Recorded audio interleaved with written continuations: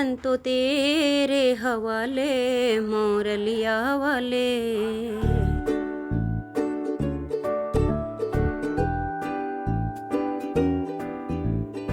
Hello everyone, कैसे हो आप सब। आई होप आप सब बिल्कुल अच्छे होंगे। हम सब भी बिल्कुल ठीक हैं।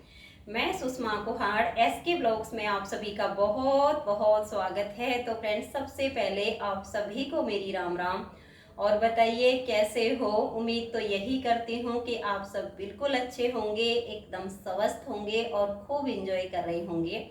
अभी रात के 7:45 बजने वाले हैं और दूध बॉईल हो गया है, सब्जी बनाने की तैयारी की है। और रात के खाने में बना रही हूँ आज मैं टिंडे की सब्जी।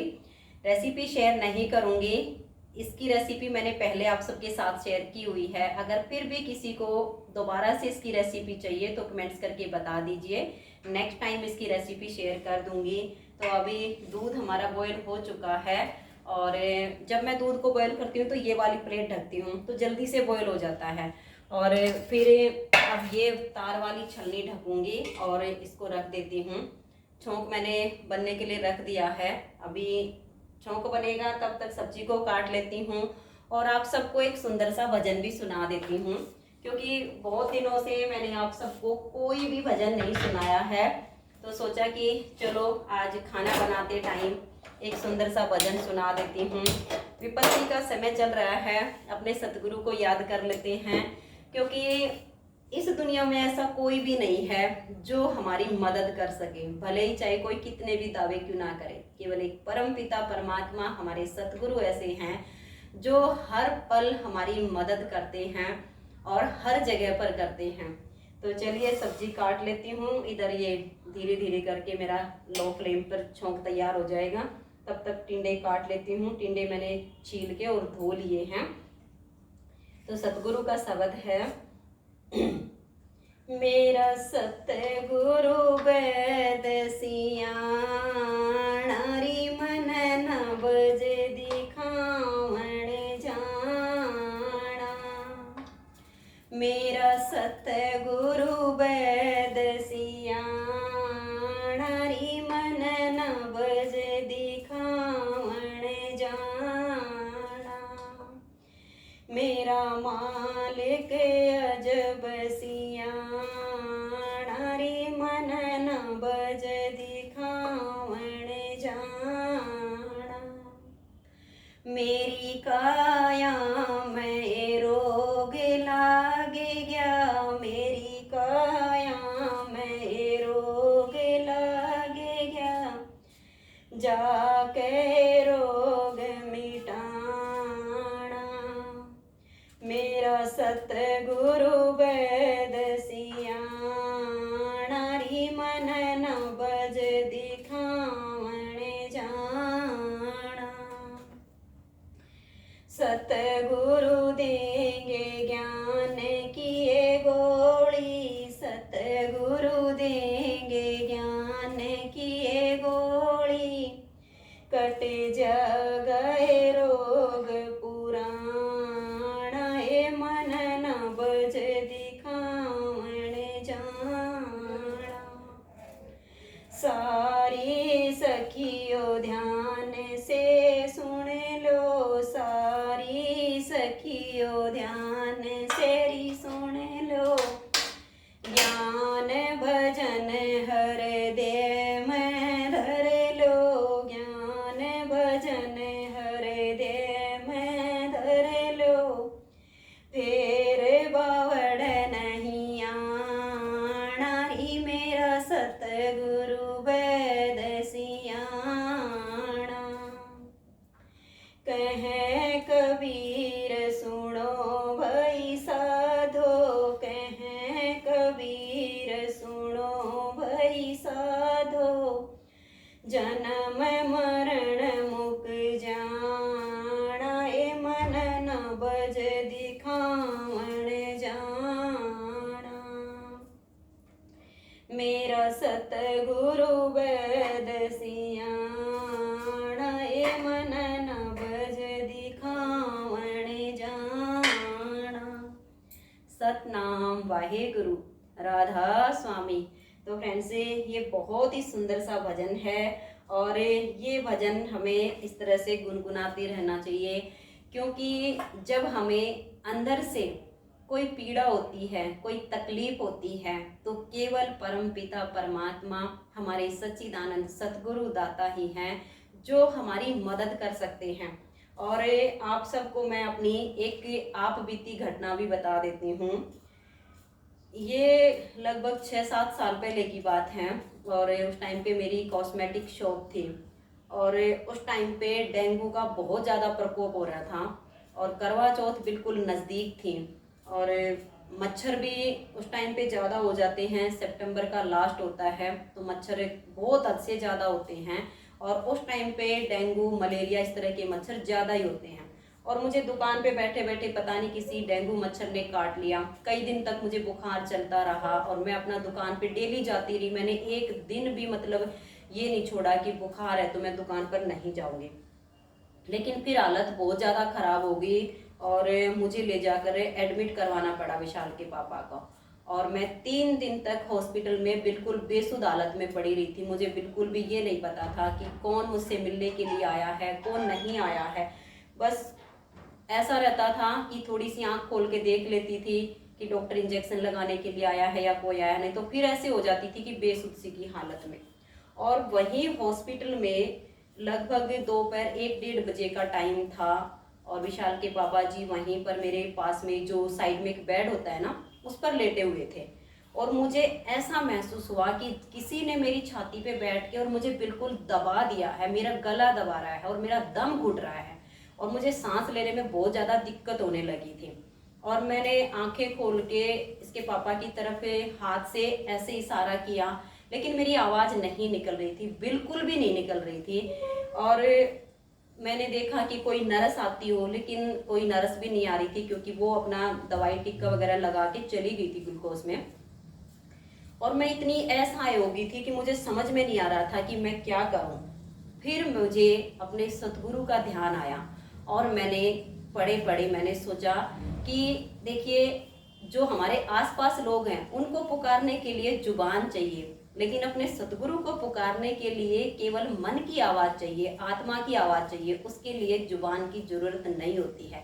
और मैंने ऐसे ही लेटे लेटे अपने सतगुरु का दिया हुआ जो मंत्र है उसका जाप करना शुरू किया। और जैसे ही मैंने जाप करना शुरू किया, एकदम से मेरा शरीर हल्का हो गया और मुझे एकदम से आहट आई कि जैसे मेरे बेड से कोई कूद गया है। आप यकीन नहीं मानोगे, ये मेरे खुद पे बीती हुई घटना है और मुझे ऐसे लगा जैसे बेड से कोई कूद गया, एकदम आवाज भी आई। और फिर मैंने अपने आप को बहुत ही हल्का महसूस किया।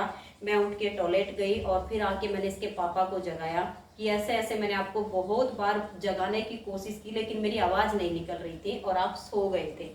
तो क्या होता है ना कि हर पल परम पिता परमात्मा हमारे साथ होते हैं। जब भी कोई हमें मुसीबत होती है तभी परमात्मा याद आते हैं। लेकिन मैं ये कहूँगी, हर सुख में हर दुख में उसको याद कीजिए, उसको मत बिसारिए। कोई भी हमारी मदद नहीं कर सकता है, केवल परमात्मा कर सकता है। और मैंने तो एक बार नहीं, अपने इस जीवन में कम से कम 15 से 16 बार इसका अनुभव किया है कि परमात्मा मेरे साथ हैं। और मैंने बिल्कुल साक्षात ये अनुभव किया है कि हाँ, भगवान मेरे साथ खड़े हैं। तो आप सच्चे मन से ईश्वर पर विश्वास कीजिए। और ये इस टाइम पे जो कोरोना काल चला हुआ है, भयंकर महामारी चली हुई है, इसमें भी हमें केवल और केवल परमात्मा बचा सकते हैं। तो ईश्वर को हमेशा याद रखिए। अपने लिए प्रार्थना तो रोज करते हैं, लेकिन दूसरों के लिए भी प्रार्थना कीजिए तो परमात्मा जल्दी सुनता है। अभी छोंक भी मेरा लगभग बनके तैयार हो गया है, तो सब्जी में छोंक लगा देती हूँ। और आज मैंने टिंडे, टमाटर, हरी मिर्च सब चीज़ें एक जगह ही कट कर ली हैं। मैं इस तरह से भी सब्जी बना लेती हूँ। कभी कभी होता है सारी चीज़ों को इस तरह से अलग अलग भी काट लेती हूँ, और कभी कभी मैं इस तरह से एक साथ ही काट के भी सब्जी बना लेती हूँ। बहुत ही ज़्यादा टेस्टी बनती है, कोई ज़्यादा अंतर नहीं आता है। तो सब्जी काट लेती हूँ। सब्जी बनेगी तब तक आटा लगा लूँगी, और दूध भी बहुत ज़्यादा गर्म है, इसको पंखे के नीचे रख दूँगी। तो अभी कर लेती हूँ सारी तैयारी।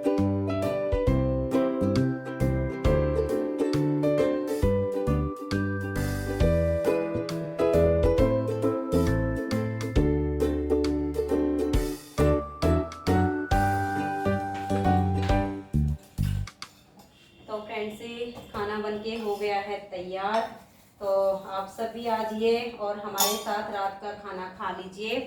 सासू माँ की थाली लग गई है, टिंडे की सब्जी, घी, शक्कर और रोटी हैं। तो आइए और रात का खाना खा लीजिए। और एक बहन ने कमेंट्स किया था कि पहले खाना खुद खा लिया करो, बाद में बाकी लोगों को खिलाया करो। तो देखिए फ्रेंड्स, एक गृहिणी का ये धर्म होता है कि खाना बना के पहले पूरे परिवार का पेट भरे और लास्ट में अपने लिए खाना बनाए। यही मतलब हमारा धर्म शास्त्र कहता है। ये नहीं होता है कि रोटी बनाई, सबसे पहले खुद की पेट पूजा करो और फिर बाद में दूसरों को खिलाओ। ये हमारा धर्म नहीं होता है। और घर में बड़े बुजुर्ग हों तो सबसे पहले उन्हीं को खाना बना के खिलाना चाहिए। तो सासू माँ की थाली लग गई है, अभी उनको खाना खिला देती हूँ। बच्चों को आवाज़ लगा के आऊँगी तो फिर वो तो खुद ही आ जाते हैं किचन में।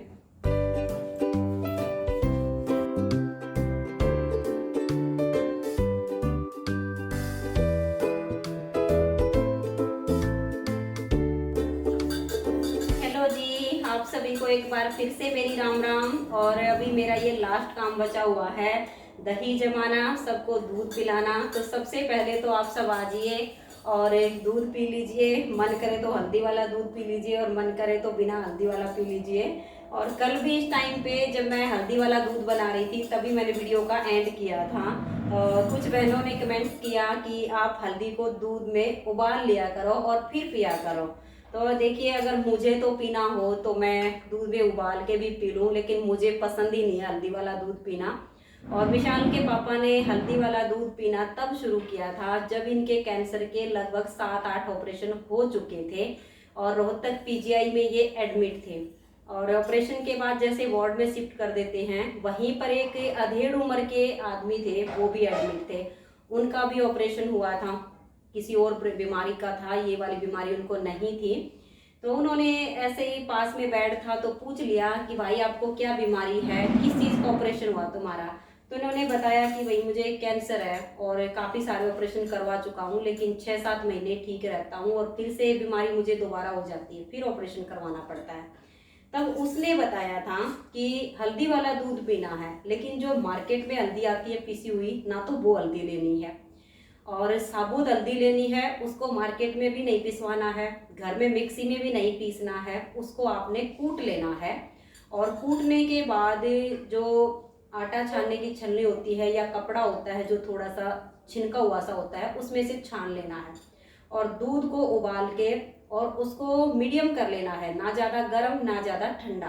तब आपने उसको दूध में अच्छे से घोल लेना है और घोलने के बाद आप चाहो तो ऐसे ही पी लेना उसको। और आपका मन करे, ज़्यादा लगे कि थोड़ी सी मोटी मोटी सी ज़्यादा दिख रही है, तो उसको चाय छानने की छलनी से छान लेना और तब उसको पी लेना। धीरे धीरे तुम अंदर से बिल्कुल ठीक हो जाओगे, कैंसर तुम्हारी जड़ से चली जाएगी।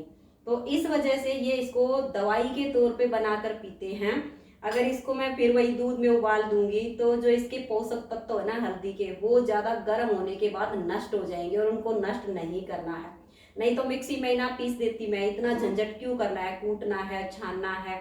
तो इस वजह से इसी तरह से दूध तैयार करती हूँ। और आज वैसे तो काफ़ी सारी बातें कर रही थी आप सबके साथ, लेकिन फिर वीडियो बहुत बड़ी हो जाएगी। और आज मन किया कि वीडियो कुछ ऐसी बनाऊं कि खुद भी पॉजिटिव हो जाऊं और आप सबके अंदर भी थोड़ी बहुत सकारात्मकता लेकर आऊं, क्योंकि इस बीमारी की वजह से लोगों के अंदर एक घबराहट पैदा हो गई है, बहुत ज़्यादा डरावना सा माहौल बना रहता है। तो देखिए, बीमारियां तो हर समय आती जाती रहती हैं, शायद इस टाइम ये कुछ भयंकर रूप ले चुकी है, लेकिन भगवान पर भरोसा रखिए।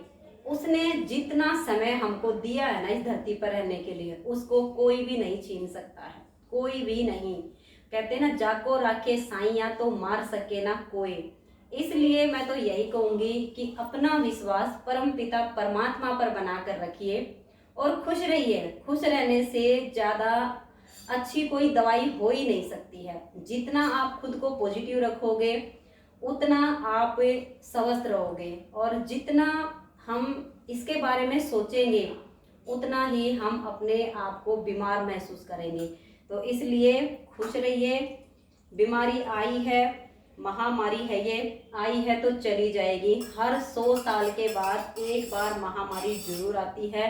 आप अपना इतिहास खोल कर देख लीजिए, 1520, 1620, 1720, 1820, 1920 और अब 2020, लगातार ये महामारी हर 100 साल के बाद आती है। भले ही बीमारी का नाम कुछ अलग हो जाता है, लेकिन आती जरूर है।